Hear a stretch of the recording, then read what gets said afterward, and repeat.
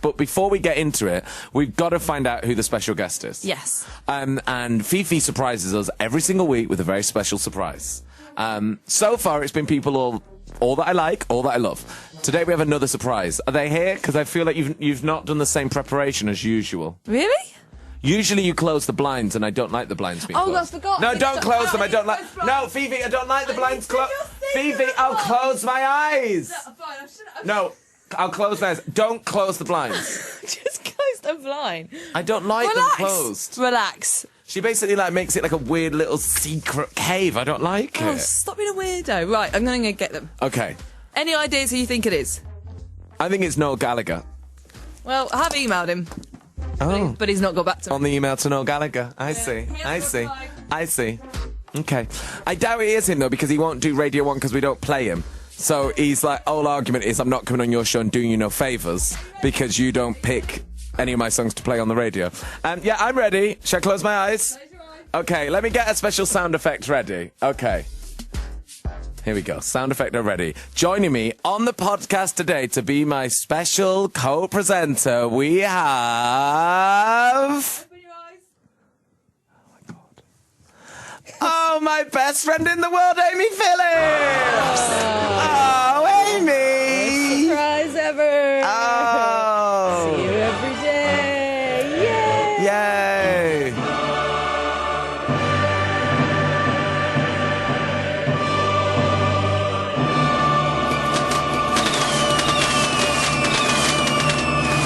For those who don't know, Aimee Phillips is my best friend, and she's from America. Hi, Aimee Phillips. Hi, you know what this means? What? Literally that your dogs weren't available. The bottom of the barrel. I do know that someone did drop out. That's true. That is true. I'm always here for you. Thanks, babe. I love you, Aimee, though. Love you. I'm so happy that you're doing this with me because Aimee Phillips, if you don't know, is just like one of my really, really great friends. And Aimee and I have been friends for years. We hang out every single day. We talk every single day. We're never not together, which is why it's such a special treat to get to spend some quality time with you. We like the same things. We like the same things. I'm a big fan of the show. Amy's my only friend that actually listens to the show and actually listens to the podcast. Fifi, do you ever call Aimee for advice on the show and whether or not she thought it was good? Because I do. Yeah, I go to Aimee for quite a few things just to get her point of view and stuff. Yeah, we like Amy's point of view on things. And Amy's often right about everything. Yeah, You. and Amy's been a part of this show off air since the very beginning, really. Yeah. A lot of my big life events have happened on and off air. On Yeah. the show. So when we first started doing the Radio and Breakfast show, it was me, Matt Fincham, Fifi, and Ian. And Aimee ended up meeting Ian through me. Don't yawn while I'm telling this beautiful story. Yeah. And they got married, and now they're going to have a baby. That's true. So it's kind of like the baby's going to be the mascot. That's true. Show baby. That's true. Breakfast show, baby! We really turned that around pretty fast. I know you really don't want to be doing it for years. Never thought I'd have a kid before the end of this show, but I thought you'd be in and out, to be honest, but you're doing a great job. Thanks, babe. Have you heard the show much this week? Sure have. Who did you hear? Who are your standout moments? I got some jumper off. I got all hot. Yeah. Amy Adams passed our bridesmaids test, which I was really excited about. That is true. Because if anybody doesn't know, we have a bridesmaids test, which basically is that if you don't think bridesmaids is funny, we can't be friends with you because fundamentally we're way too different as people. Yeah. Some people just don't mind it. I'm like, That no, makes no sense. it makes no sense. Do you remember when I went to see it though and didn't like it? Yeah, but I made you go back. Aren't we glad? Yeah, I went to see it because I think you saw it first. You saw But if you're in a Bridesmaids. bad mood, you don't have the capacity to see anything outside of your bad mood. So I just was like, get back in there and see it like you mean it. Yeah. And then once I saw it like I meant it, I loved it. I went to see it the first time. I was like, it's not funny. It's not funny. But yeah, Amy Adams came on this week, and Amy Adams loves Bridesmaids. So we're going to get into her in a second. Do you have Toblerones in America? 100%. Do you? Yeah. I can't imagine having one in America. I think you've got other things. Well, it's because it's known as kind of a duty-free thing, I guess. Yeah, it's a real airport special. Yeah, you'd never see them outside of airports, really. No, Or I don't. Not the big ones. Or as like a novelty gift of like the 20-pound one. Yeah. Well, we had a lot to talk about. Some incredible, important, something like. I actually think that that's absurd. I was looking at it after you guys tweeted it, and I was like, it's disgusting. And also, Did they actually think that they would get away with that? It's like absurd. It's horrible. How do you do? You can't backpedal on your product and be like, same price, just smaller. What do you mean? No. It's absurd. And also one of the only few iconic chocolate bar shapes. Like the others are just look like chocolate bars. That's your thing? The new shape doesn't even make sense. It'd be like doing a square Terry's chocolate orange. Don't make sense. If you were going to do it, just make it smaller but condense it so it looked like totally different. You can't make it look like more, like, it looks pathetic. It looks like they made it in like Holland or something. It does look like a toast rack. Was it you guys that put that picture up? Yeah. It does look like the thing that you put in between your toes when you have a peddy. Yeah. It looks like that. It's horrible. Yeah, it's disgusting. Well, obviously, people were outraged this week, so we thought we'd hear from some of the people around the world who are really angry about some incredibly important things that have happened in the world this week. Dark, dark days. I'd have just made the bar shorter and called it an Toblerone. I hope the U-log slips from your fire and scorches your rug. Like, I feel like they've really messed up. I think they're going to have to rectify this. I think this is a big global issue. They got a lot of press. It looks dreadful. Think you should have reduced the length and kept the chunky triangles. Exactly. I think that they got a lot of press off of this, but I think that... Also, how are you guys even allowed to talk about this? Because I think because it's so big. Other misshapen chocolate bars are available.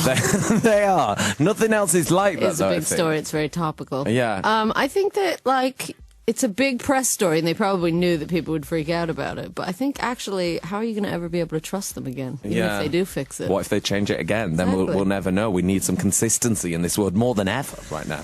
Right, we're going to get on to Aimee Adams. Aimee Adams was on this week talking all about her brand new movie, Arrival. Now, have you seen this? No, but I'm very interested in the Rotten Tomatoes score. 100%, which means everyone who's seen it likes it. I bet it's gone down by now. Well, it's still 100%, you know. It's not. Yeah, it is. Ali Plum this week gave it 5 stars. Okay. So I'll take it. It's doing all right. It seems very topical. I've seen a lot of chat this week of people like praying for aliens to come and like mix things up a little bit in America. I don't think they'd like it here anymore. They're Toblerone, like, Trump. I know. But we had Aimee on, and this was her selling her new movie, Arrival. It definitely, it has its own sort of heartbeat, I like to say. And it definitely has everything you want from sort of a sci-fi film. And it's got a scientific elephant? Elephant? I missed the elephant. A little jet lag. It is funny. Scientific elephant. Scientific I feel elephant. like she really tried to breeze over it too, and you were like, no, you definitely just said scientific elephant. Also, I googled scientific elephant and really got into like a weird Google hole because nothing comes up to do with science or elephants. It's all weird stuff. It's like an old bit in an indie band from up north. Yeah. We are Scientific Elephant and we are here to rock. As well as Arrival, she's in this movie called Nocturnal Animals. Oh, yeah. And it stars her and Jake Gyllenhaal. And Jake, you'll recall, was on the show. Oh, I recall. He was on the other week. I heard a little bit about that. Did you? I mentioned it a few times. Well, this is one of those things that actually, the behind-the-scenes thing, people probably think you're, like, putting it on for radio, because I actually heard you talking about when you got that email, and people are probably like, oh, he's really showbiz, he's probably being dramatic. No.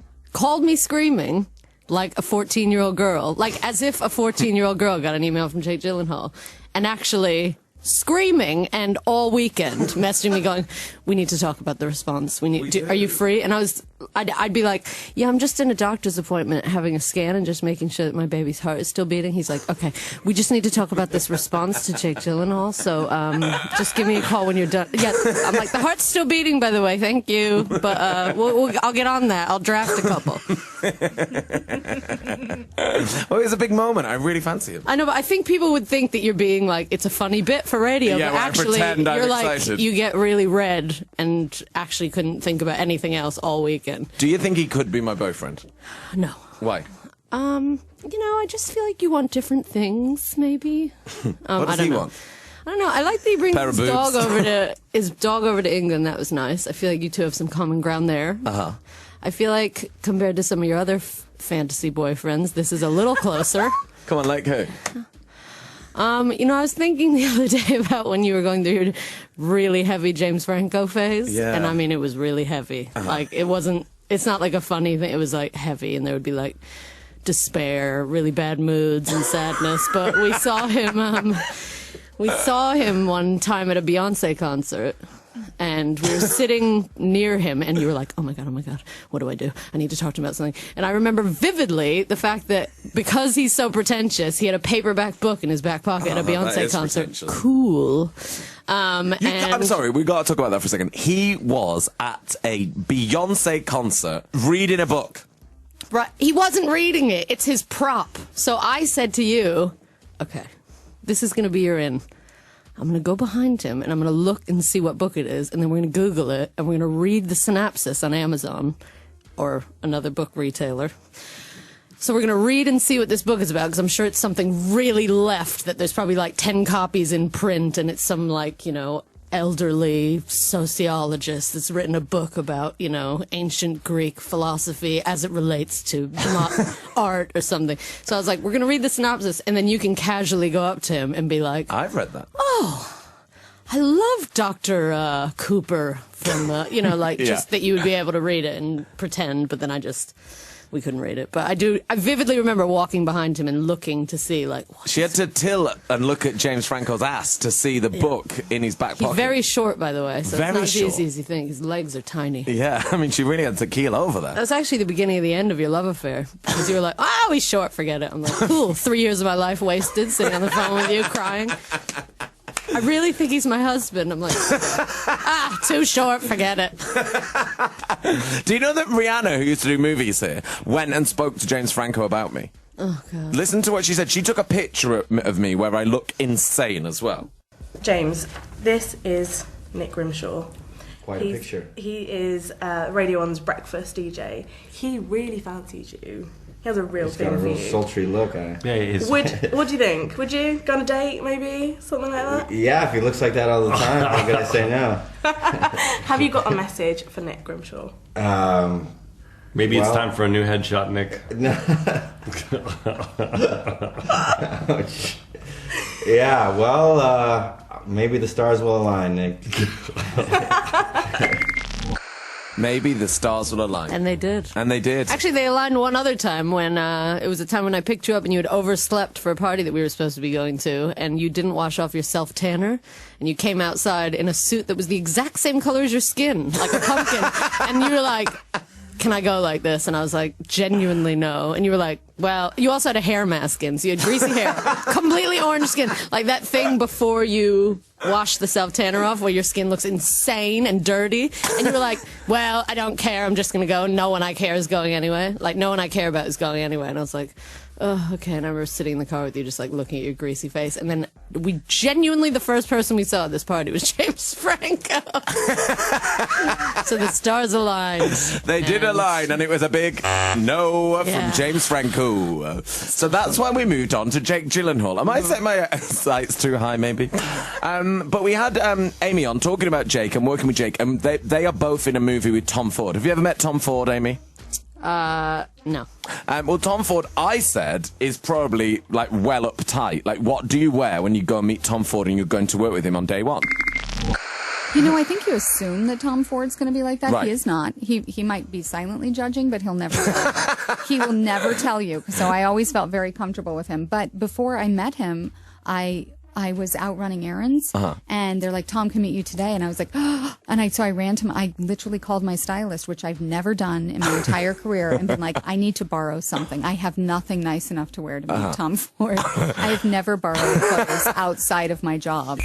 So she said she went and met him in like a tux or something, like a velvet tux, but had like no hair and makeup on, and it was like 3:30 in the afternoon, and Tom Ford was like, why are you dressed up? What are you doing?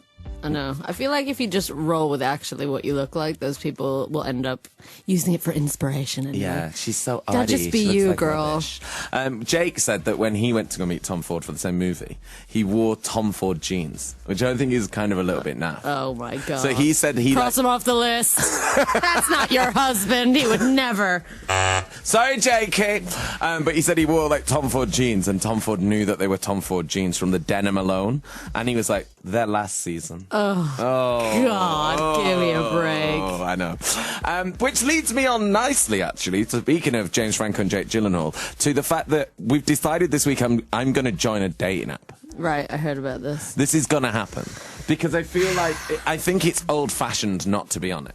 I agree. Right? You gotta be, as our mutual friend would say, you gotta be modern. You gotta be modern. You gotta be modern. The kids are on there. The kids are on there. It's modern. It's topical for you to know what's going on, at least, so you can talk about it. I've genuinely never been on Tinder or any of those things. Like, I don't even know what you do. I know that you swipe, but I don't know which way's which. Right. Like lefts, like you like them, rights, you don't like them, or the other way around. Left is no, right is yes. All right, Phoebe. Okay. I had to test this out yesterday. Yeah. Okay. So hang on, left is yes. Left is no, right is yes. Left is no, right is yes. It's a tough crowd out there. I looked at Lefty it yesterday. loosey, righty tighty, as they say. Right. We can work on that. Okay, we can work on that, yeah. That's what it is with screwdrivers. Oh, yeah. Similar. Yeah. Similar thing. So I'm going to do it. Do you think that's embarrassing? Yeah. Yeah, just But I think you have to. I mean, the thing is that I've often thought with any new social media thing that it's really embarrassing, and then eventually everyone does it. You just get in there. Yeah. I mean, I think that the problem is that the way that your brain works is that you mark it specifically for one person that you're fixated on. So I was listening this morning on the way in, and I was thinking, you could never pick a song that you would want to throw out there widely, I don't think, because you would have one person in mind that you want to impress. So if it's like, a skateboarder that listens to, that works at Supreme and is super cool, you'd try and impress him with your music taste. I don't think that there's like a one-size-fits-all music thing, really. No. And we spoke to Jade from Little Mix, who, if I'm honest, was no help whatsoever, but it was nice to talk to her. Jade there from Little Mix, who not really up for my suggestion of Muse's supermassive black hole, which I thought was a a great suggestion. Yeah, that is. Okay, have you been watching Strictly? I've been trying to be a supportive pal. Yeah, because we know Daisy, who's on it. We do. And Daisy, I mean, Daisy is very supportive, I feel, as a friend. And she's one of those people that's very sweet, and she really cares about other people. She put the effort in. When I was doing X Factor last year, she wanted to come all down all the time, and she'd look after me on Sunday nights, like I'd be tired and emotional, and she'd say, you come round and I'll make you a cup of tea. Well, she had the misfortune of being your neighbour, which I've recently inherited. So I'm fully prepared for this because I saw what she used to have to deal with. But basically, anytime that you were feeling vulnerable or needy, which is often, she would get literally you banging her door down and refuse to leave the house until she cooked you dinner, brought it to you in bed, and rubbed your head till you fell asleep and took your dog out for a walk and blah blah blah. Meanwhile, she's in 5-inch heels, tottering down the block, being like, "Oh, pig! Oh, Nick's dinner's gonna burn." She's the most nurturing, supportive person in the world. So I'm going to go and watch her at Strictly this weekend because I owe her big time. Yeah. So I'm going to go and support her this weekend. Very nice. And we got her on the show this week because I wanted people to hear from her and hear how lovely she is and how fun she is. And she came on and she was very fun and she had a lot to talk about. We talked about how she's got away, I think. She doesn't look bad on Strictly. Some people have had terrible costumes on. Right. They have really dodgy spray tans and they're in green sequins. I was like, Daisy has managed to kind of look quite cool. I don't know, I've got a few comments on Twitter about my hair in the Charleston saying that I look a bit like Hey Arnold.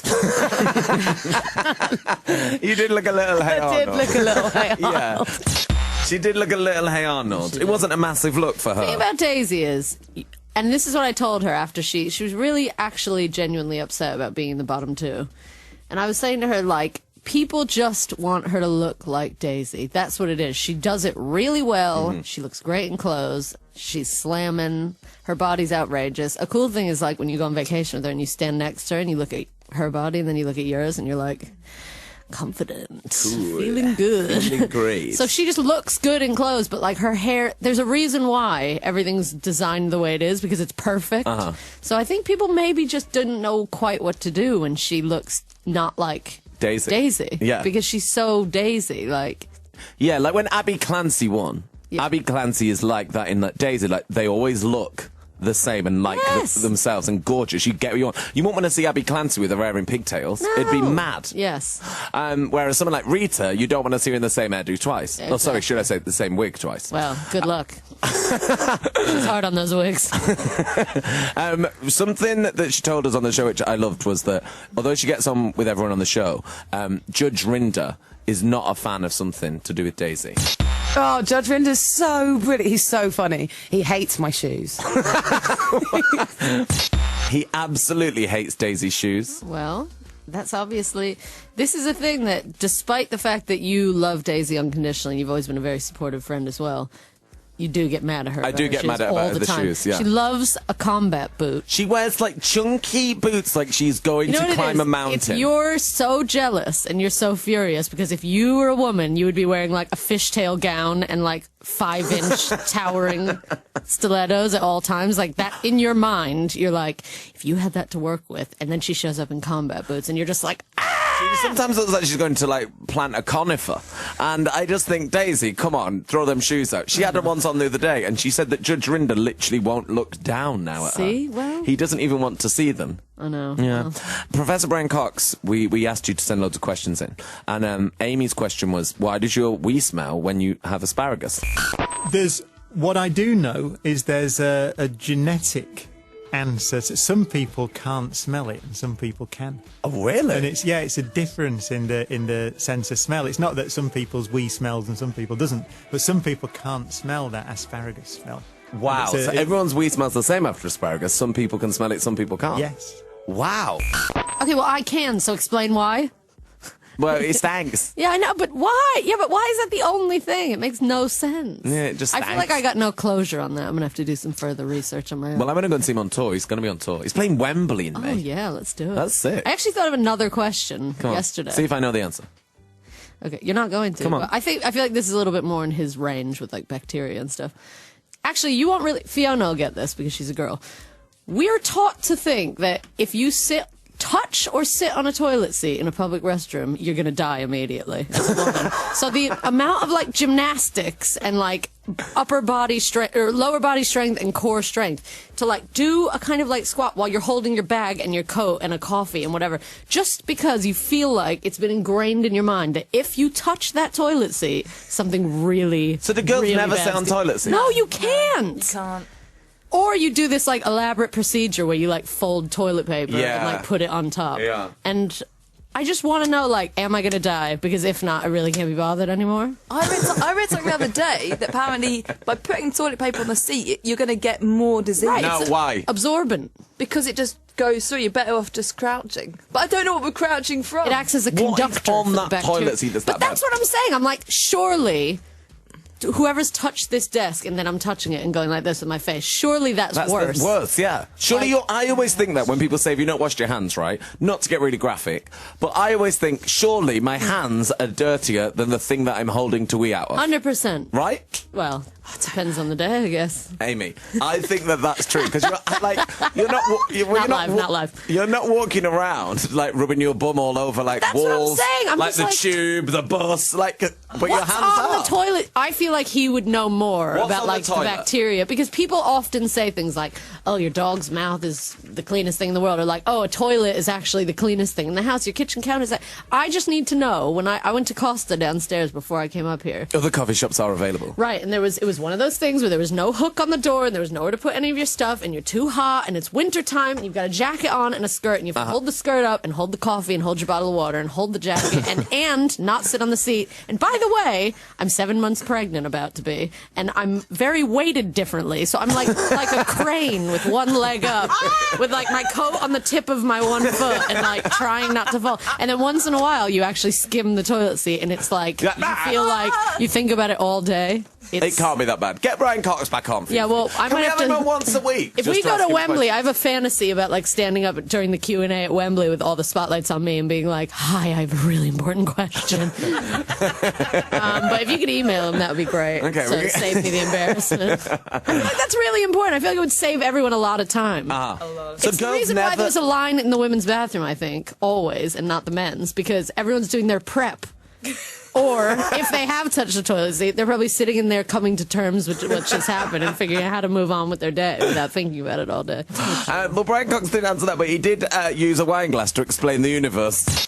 So Einstein told us back in 1915 that big, massive objects like galaxies and stars curve the fabric of the universe. So that's his theory of gravity. So you can imagine the universe, space and time. It's very Doctor Who. Space and time is like a fabric that gets curved and distorted by mass.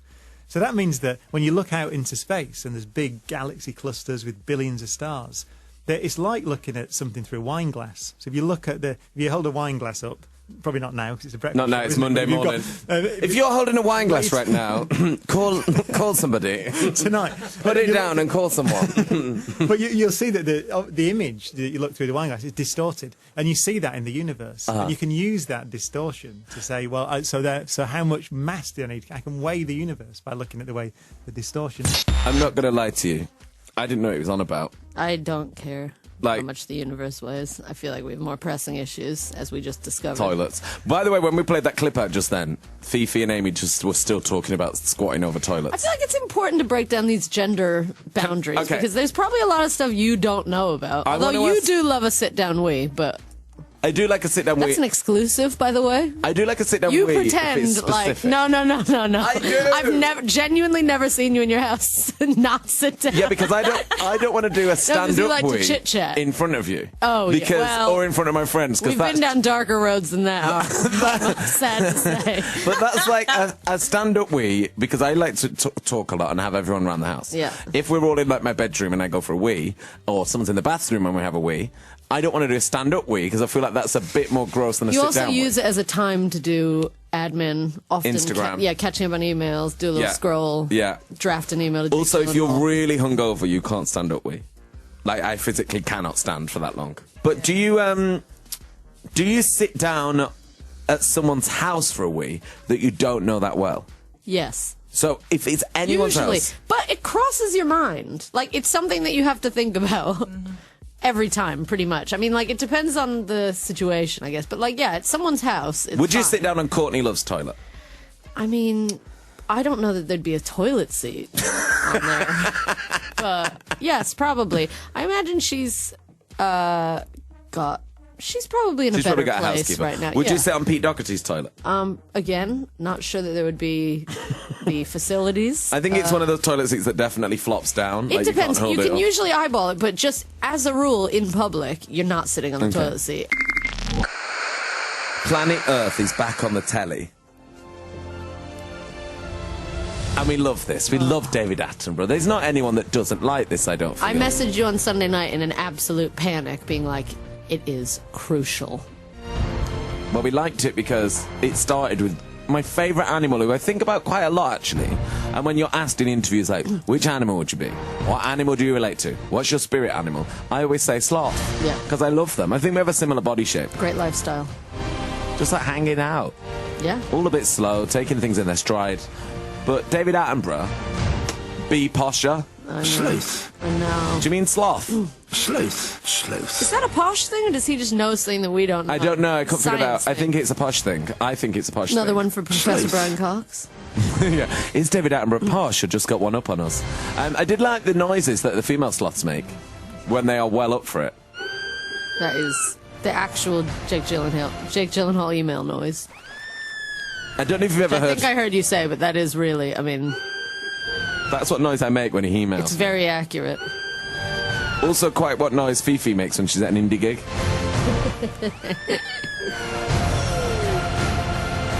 Love those sloths. And also, as you know, I'm a huge Charlie Sloth fan. Charlie Sloth in the building, taking you through the 7 right here on BBC Radio 1 Extra. Charlie Sloth on BBC Radio 1 Extra. Charlie Sloth. Charlie Sloth. Did you actually put those on this show? Yeah, listen. Charlie Sloth, my brother, Batman from the block. You don't know it's Mike Ratchet's up in this. Wheel it up, I said, wheel it up, brother. Hey, what I want with Attenborough? Why is Attenborough calling them sloths, man? It's sloth. Doesn't Attenborough know that it's sloth? Daddy, what's going on with Attenborough, man? He's hollering at my cousins in Panama, like, yo, there's only a few of you left. The pygmy sloths are dying out. It's calling them sloths. People getting confused. I had a call with my cousin last night. My phone was blinging off the hook last night, boy. I was like, yo, what's going on? It's like, yo, it's cousin Sloth. I'm like, what I want? It's like, yo, your boy David on TV calling us sloths. I'm like, what I want with that?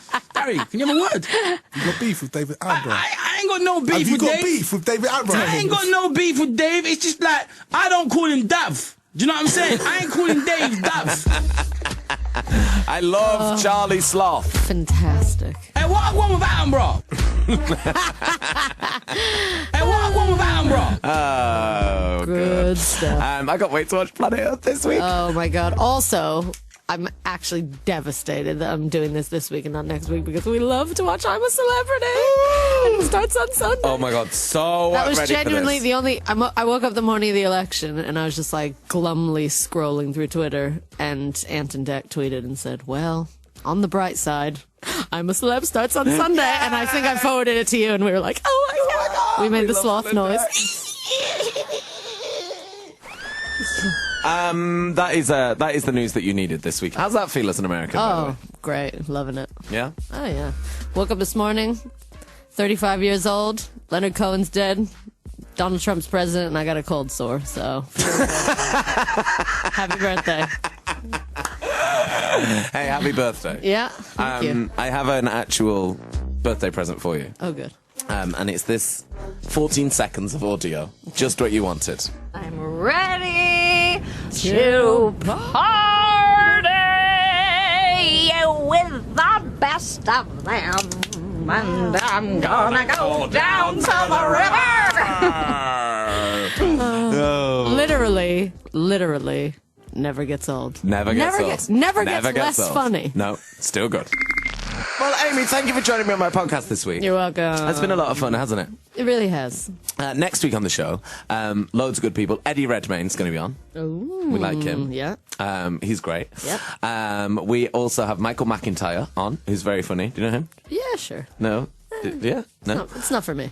David Walliams. Very for me. Very for Very me. for me. Very for me. Do you get Little Britain? Yes. Okay. That was a thing in America. What Little Britain crossed was? over. Yeah. Really? Yeah. Okay.